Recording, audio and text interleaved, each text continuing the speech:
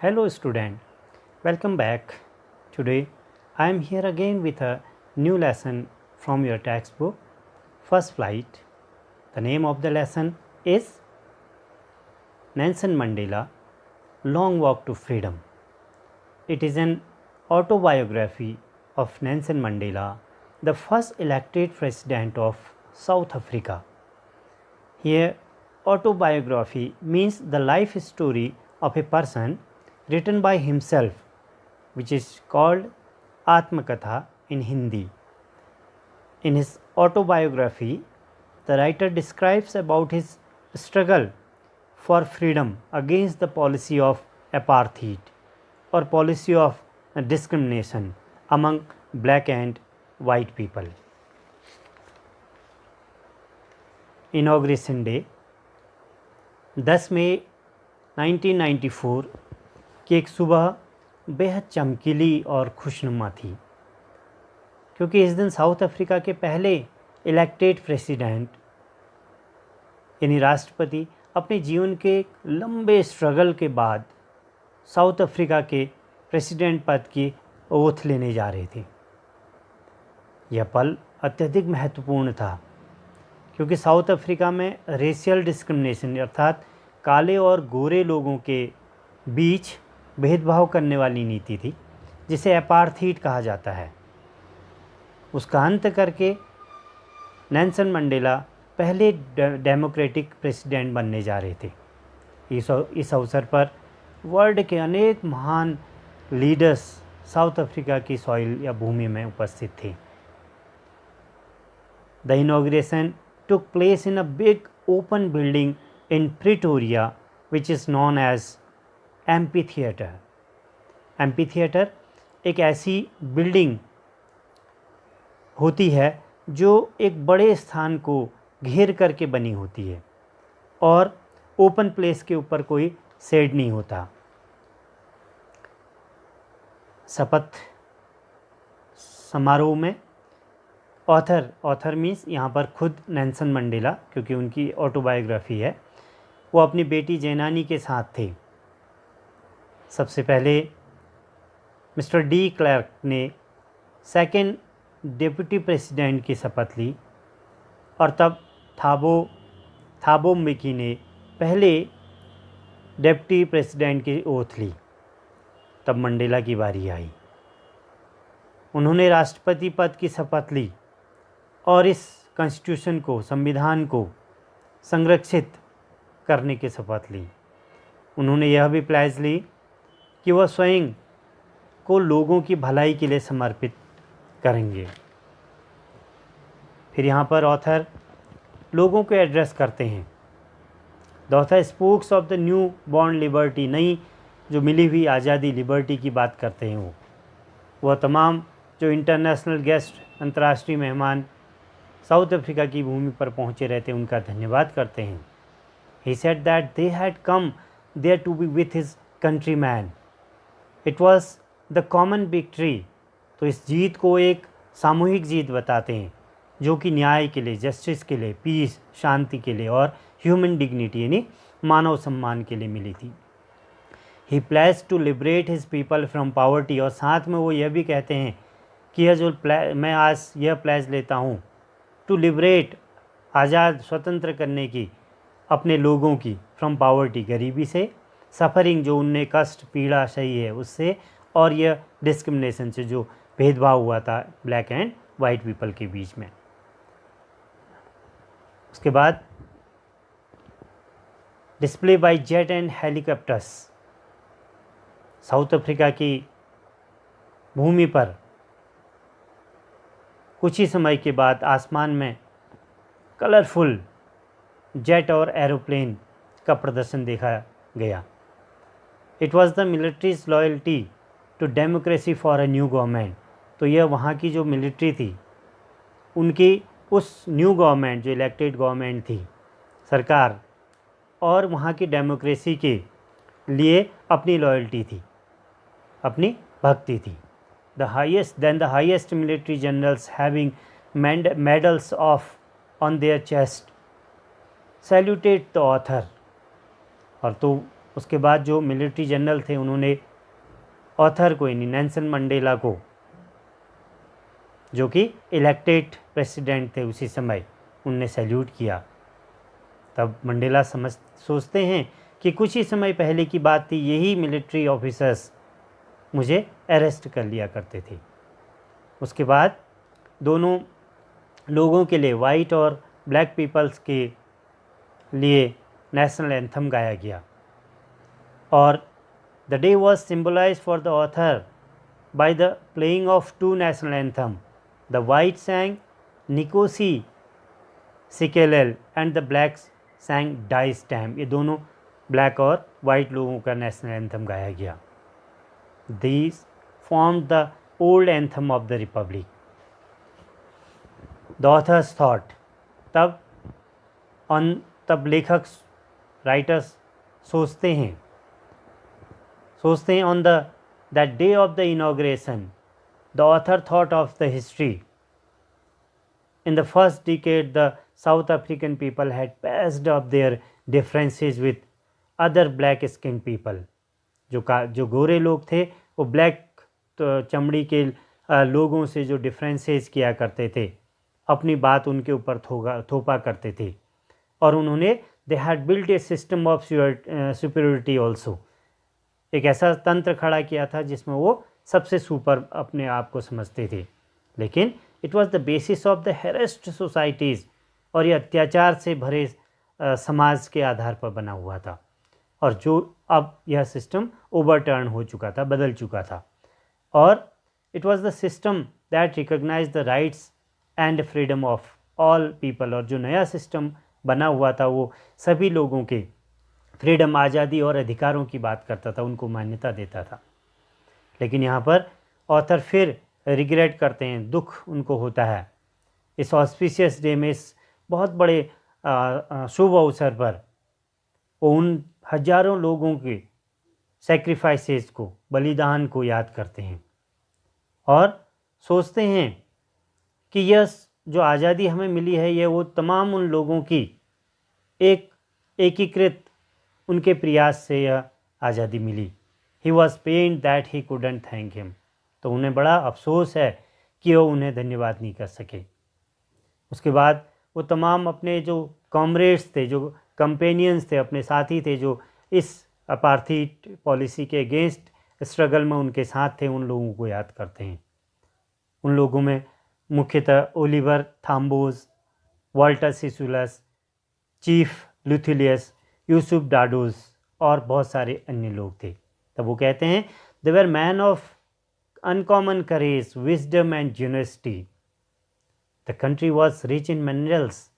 तो कहते हैं कि हमारा देश रत्नों से, मिनरल्स से भरा पड़ा है, लेकिन but it's greatest wealth was it's people. लेकिन यहाँ की जो धन संपदा है, सबसे बड़ी धन संपदा है, ये वहाँ के लोग थे जिन्होंने आज हमें यह आज़ादी दी।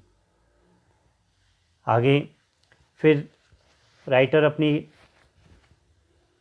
ऑटोबायोग्राफी में लिखते हैं, द डेफिनेशन ऑफ करेज, साहस की डेफिनेशन क्या होती है। वो कहते हैं कि इन लोगों से, जिन लोगों ने स्ट्रगल किया उनके साथ, वास्तव में मैंने उन लोगों से साहस की मीनिंग, साहस का मतलब समझा। दे रिस्क देयर लाइफ, जिन्होंने अपने जीवन को खतरे में डाल दिया और उनने कई टॉर्चर सहे, प्रताड़नाएं सही। He learn that courage was not the absence of fear. तो उन्होंने यह सिखाया कि करेज का मतलब अब्सेंस ऑफ फियर नहीं है, भय की अनुपस्थिति नहीं है, बल्कि but the victory over it. लेकिन करेज का मतलब उस भय के ऊपर जीत है। Now man's natural goodness, what is the man's natural goodness, उसके बारे में बताते हैं। ऑथर कहते हैं कि से hath no people, no one is born hating another person due to colour और रिलीजन। किसी भी आदमी का जन्म इसलिए नहीं हुआ है कि वो दूसरे व्यक्ति से उसकी कलर, उसके त्वचा के रंग के कारण, उसकी जाति के कारण, उसके धर्म के कारण भेदभाव करे, डिस्क्रिमिनेट करे या उससे घृणा करे। They could be taught to love. बहुत अच्छी बात कहते हैं, love comes naturally to the human heart. उन्हें प्यार करना सिखाया जा सकता है, क्योंकि जो लव होता है वो प्राकृतिक रूप से मनुष्य के हृदय में आता है। इन प्रिजन, जब वो जेल में थे तब भी उनने, जो वहाँ जेल के कई रक्षक थे, गार्ड थे, उनके आँखों में उन्होंने ह्यूमैनिटी की चमक देखी, उनके हृदय में ह्यूमैनिटी देखी, मानवता देखी। It was man essential goodness, it can't be put out. यह आदमी का एक नेचुरल इंस्टिंक्ट है, एक प्राकृतिक प्रवृत्ति है जिसे ख़त्म नहीं किया जा सकता।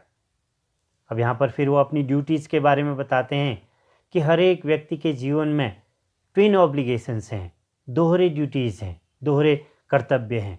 एक तरफ उसकी फैमिली के प्रति, टू हिज कम्युनिटी, अपने समुदाय के प्रति, एंड कंट्री, और अपने देश के प्रति। The another found it difficult to fulfil these two duties. इन दोनों ड्यूटीज़ को फुलफ़िल करना बड़ा कठिन है। It was because a coloured man in South Africa. South Africa जैसे देश में कलर्ड पीपल के लिए, यानी जो ब्लैक पीपल हैं, उनके लिए यदि वो एज ए ह्यूमन बीइंग, एक मानव की तरह यदि जीने की कोशिश करते हैं तो उनको पनिश किया जाता है, उनको दंड दिया जाता है, और उन्हें अलग, अपनी फैमिली से, अपने लोगों से अलग रहने के लिए फोर्स किया जाता है, बाधित किया जाता है। Thus he was not allowed to do his duties to his family. Now he defined the freedom. The author was born free, चूँकि लेखक आज़ाद पैदा हुए थे। He was not born with hunger to be free. He was free as long as he obeyed his father and obeyed the custom of his tribe. But soon he realise that his freedom was an illusion. और जल्दी ही उन्हें यह एहसास हो जाता है जिसे वो आज़ादी समझ रहे हैं, वो एकमात्र उनका इल्यूजन है, उनका भ्रम है। He began to hunger to freedom when it was taken from away। जब उनसे ये आज़ादी छीनी गई तब उनके मन में इस आज़ादी को प्राप्त करने की भूख जागी। एज ए स्टूडेंट, एक स्टूडेंट के नाते, he wanted freedom to read, तो उन्हें वो पढ़ने की आज़ादी चाहते थे, एंड गो, और कहीं भी जाने की आज़ादी चाहते थे। As a young man in Johannesburg, he wanted freedom to be as per his potential. He also wanted the freedom of livelihood of his own and of family. Now, desire for freedom made him bold. एक ऐसी मन की इच्छा, वो इच्छा freedom पाने की, जिसे उनने साहसी बनाया, बोल्ड बनाया। वो कहते हैं कि जल्दी ही उनके he was also not free like his brother and sister। उन्हें यह एहसास हुआ जब उन्होंने देखा कि वो अपने भाई और बहनों की तरह आज़ाद नहीं थे। तब उन्होंने वहाँ की एक political party, African National Congress, join की। His hunger for the freedom of his people became great. तब उनकी जो लोगों को आज़ाद करने की जो भूख थी वो बढ़ती गई उनमें। The desire for the freedom of his people to live with dignity gave him power. तो उन लोगों को आज़ादी देने और सम्मान देने की जो भूख थी उससे उन्हें पावर मिली, शक्ति मिली। इट मेड हिम बोल्ड, इससे उन्हें साहस मिला, बोल्डनेस मिली। It made him live like a monk, लेकिन इसी कारण से उन्होंने अपनी जो बहुत अच्छी लाइफ थी उसको एक मॉन्क की तरह जीने के लिए वो विवश हुए। The chain of his people became chain for him too. आगे कहते हैं वो कि oppressor and the oppress without humanity. जो ऑप्रेसर हैं, दमन करता हैं, और जो दमन सहने वाले हैं, दोनों, अत्याचारी और अत्याचार करने वाले और अत्याचार सहने वाले, तो दोनों विदाउट ह्यूमैनिटी के हैं, बिना मानवता के हैं। The author knew that the oppressor must be liberate like the oppressed. वो कहते हैं कि जिस तरीके से दमन करता वो आज़ादी चाहते हैं, उसी प्रकार ऑप्रेस्ड को भी, यानी दमनकर्ता और दमनकारी दोनों को, दमनकर्ता और दमन सहने वालों को, अत्याचार सहने वालों को, दोनों को लिबरेशन चाहिए, लिबरेट होना चाहिए, आज़ाद होना चाहिए। A man who takes away another freedom, एक व्यक्ति जिससे आज़ादी छीन ली जाती है, एक व्यक्ति जो दूसरे से आज़ादी छीन लेता है, बिकम द हेटेड, वह भी घृणित हो जाता है। नो वन इज़ फ्री, कोई वह व्यक्ति आज़ाद नहीं है। If he is taking someone else freedom, यदि वो किसी दूसरे व्यक्ति की आज़ादी को छीन ले रहा है। Both the oppressor and the oppressed are robbed of humanity, दोनों अत्याचारी भी और अत्याचार सहने वाला भी, दोनों इस मानवता के लुटेरे हैं। तो इस तरीके से वो अपने विचारों को लॉन्ग वॉक टू फ्रीडम, जो उनकी ऑटोबायोग्राफी है, उसमें लिखते हैं। तो कुछ वर्ड मीनिंग यहाँ पर दी है जो आपको हेल्प करेंगे आगे बढ़ने में। तो ये लेसन कंप्लीट हुआ। तो यहाँ पर कुछ आपके लिए सॉल्व कॉम्प्रीहेंशन पैसेज दिए हैं, इनके क्वेश्चन आंसर आप सभी को करने हैं समझ के। और इसके बाद होम असाइनमेंट में आपको एक कॉम्प्रीहेंशन दिया है, उसके नीचे कुछ क्वेश्चंस हैं, आपको उनको करने हैं। फर्स्ट क्वेश्चन है, do you think it is our natural instinct to hate other person or the basis on the basis of his or her colour और रिलीजन? क्या आप सोचते हैं कि कोई व्यक्ति दूसरे व्यक्ति से कलर या उसके रिलीजन के आधार पर जो भेदभाव करता है, क्या यह व्यक्ति की नेचुरल इंस्टिंक्ट है या प्राकृतिक प्रवृत्ति है या नहीं? आप जानते हैं यह ऐसा व्यक्ति की कोई भी प्राकृतिक इंस्टिंक्ट नहीं है। इसका आंसर नो में होगा, आप पढ़ करके लिख सकते हैं। Second question, do you believe that people can be taught to love? क्या आप समझते हैं, आप बिलीव करते हैं कि लोगों को लव करना सिखाया जा सकता है? हमने पढ़ा yes. What is natural to us, love और हेट और अदर्स? क्या नेचुरल है, प्राकृतिक कौन सी चीज़ है, लव करना या हेट करना, दूसरों से घृणा करना या प्रेम करना? Next question, who is the writer of the above passage? आपको पता है कि इसका राइटर कौन है? राइटर खुद नेल्सन मंडेला है, क्योंकि यह उनकी ऑटोबायोग्राफी है। Last question, which word in the passage means companion? Companion एक वर्ड है, साथी या सहयोगी, जिसका मतलब इस पैसेज में क्या है आपको करना है। फिर नेक्स्ट में कुछ और एडिशनल क्वेश्चंस दिए हैं आपको करने हैं इस लेसन को देख करके। First question is, what does courage mean to Mandela? Mandela के लिए साहस का क्या मतलब है? Second question, what twin obligations does Mandela mention? कौन से दोहरे दो तरह के ऑब्लिगेशंस या उत्तरदायित्व, जिम्मेदारी, ड्यूटीज़ को यहाँ पर मंडेला मेंशन करते हैं, उनका उल्लेख करते हैं। Third question, which is natural to him to love और टू हेट? क्या चीज़ नेचुरल है उनके लिए, लव करना या हेट करना? Number 4 question, where did the ceremony take place? यह सेरेमनी जो ओथ सेरेमनी थी वो कहाँ हुई? Fifth question, what do the military general do? तो मिलिट्री जनरल्स ने क्या किया? How has their attitude change? उनका जो व्यवहार था, एटीट्यूड था, वो कैसे चेंज हुआ एंड वाई, और क्यों? Number 6 question, what is mean by apartheid? Apartheid की जो पॉलिसी थी वो क्या, उसका मतलब क्या है? Last question, what did he realise about his brother and sister? वो अपने भाई और बहनों के बारे में उनने क्या महसूस किया? तो यह कुछ और एडिशनल क्वेश्चन हैं जो आपको इस लेसन से करने हैं। तो आपको यह समझ में आया होगा लेसन बहुत अच्छी तरीके से। आप इस लेसन के हेल्प से इन क्वेश्चंस को सॉल्व कीजिए।